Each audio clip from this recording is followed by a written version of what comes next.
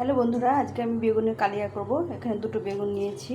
এখন এই লবণ, হলুদ আর চিনি দিয়ে এই বেগুনটাকে মাখিয়ে রাখবো।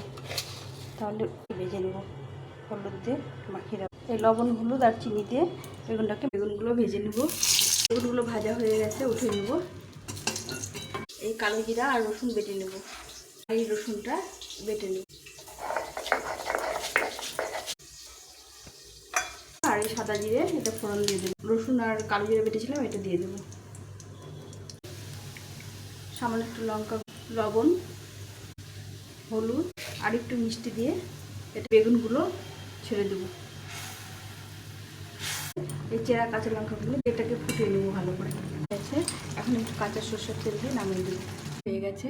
রেসিপিটা কেমন লাগলো অবশ্যই কমেন্ট করে জানিও। ভালো লাগলে লাইক শেয়ার সাবস্ক্রাইব করে পাশে থেকো। দেখো কত সুন্দর কালার হয়েছে। এটা খেতে অসাধারণ লাগে।